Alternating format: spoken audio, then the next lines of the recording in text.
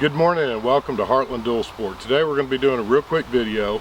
David and I, which we've kind of started doing what we're going to call D&D adventures, are going to take a mini adventure ride in East Texas, and it's going to be really fun. I hope you guys are looking forward to it because we had a great day. It was a great ride. But before we do that, I want to give a huge shout out to my friends over at the Brotherhood of Bearded Pigs. We did a sticker exchange here recently, and I sent them one of our Heartland Dual Sport stickers, and they sent me a couple of their stickers, and they really look great. I'll show you some pictures of those here in a second while we're talking about it. I'd also like to invite you all to go over and check out their channel and maybe sub them as well. So let's go ride.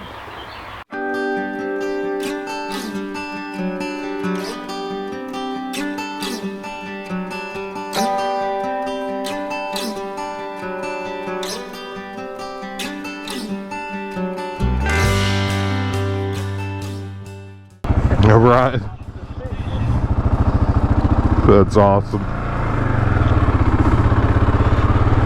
Okay, sorry about that. I'm not 100% sure where the battery died on my last go around, but we're on Stagecoach Road. It's northeast of Marshall.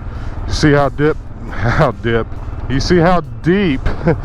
these crevices are, or whatever you want to call it. This road's washed out, and it's from years and years of this being the first road to and from Marshall from Shreveport, and it was all carved through here by stagecoach and horses. And this road's allegedly haunted. There's supposed to be some real good ponds up here. In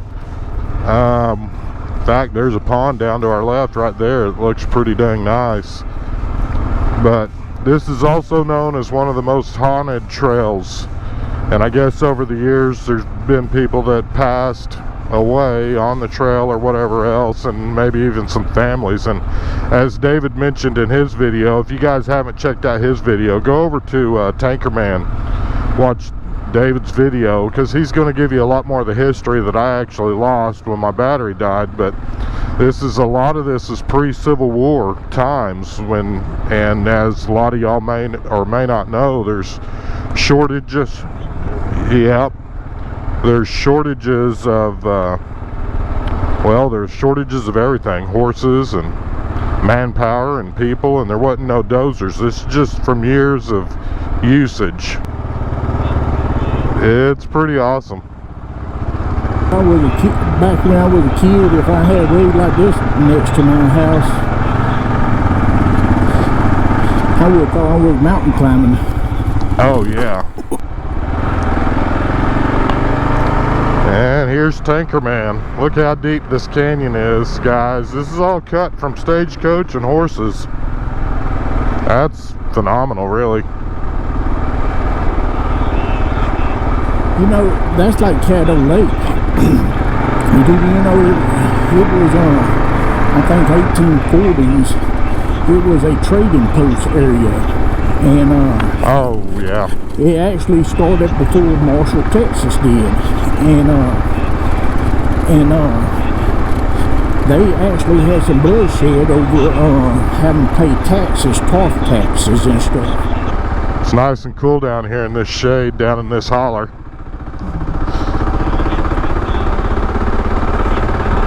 I get a little warm. Yes, sir. Yeah, speaking of warm, I noticed my radiator fan's running right now. Yeah, my radiator fan ain't kicked on yet. There it goes, it just kicked off.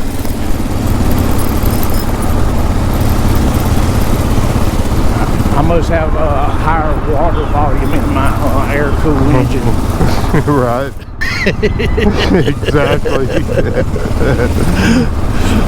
I had to add that part just in case anybody sitting there said, huh, Honda's got better radiator system. Yeah, right, exactly. Exactly.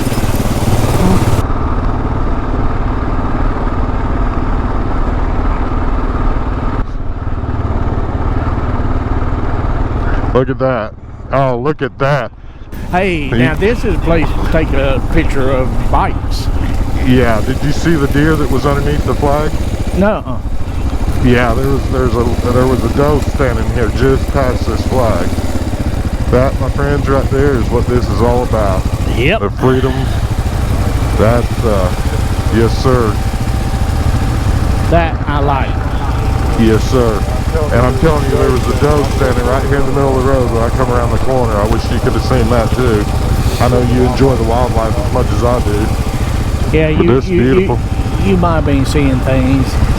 Yeah, it'll be on video. Of course, she's far enough away. It may not pick it up. Oh, now we're gonna make excuses of. Well, you know how these cameras are. It may look like a squirrel, but I mean, honestly, my eye focused on the deal, and then I seen the movement in the road, and it was her. So, you ready? Yeah.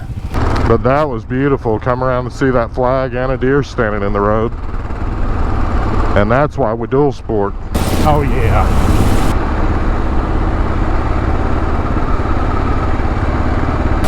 Well, that's like I was saying. It don't matter which dual sport you get, or the age, or anything else. It could be between an African twin or one of them little CRF 300Ls. Right. Stuff like this right here, you can have blast on no matter which bike you have. Right. You don't have to have a big engine. Now, at my size, a 650 would do me a little bit better than a 300 would, of course, but... Right.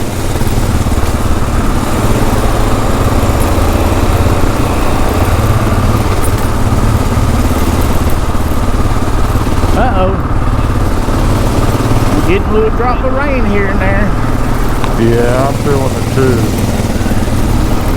Yeah, when this road was originally made, it went from Marshall to Shreveport, and I don't know how many miles of it we can actually ride anymore, but it's not going to be all the way to Shreveport.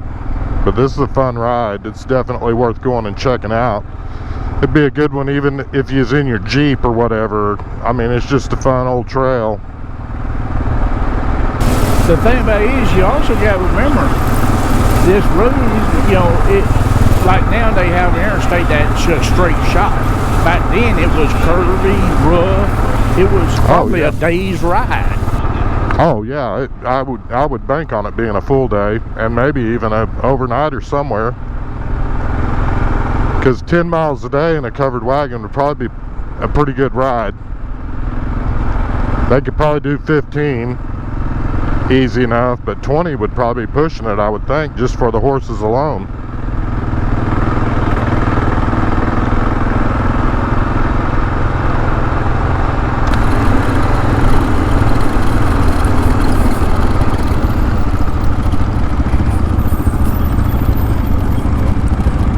Well, this is interesting.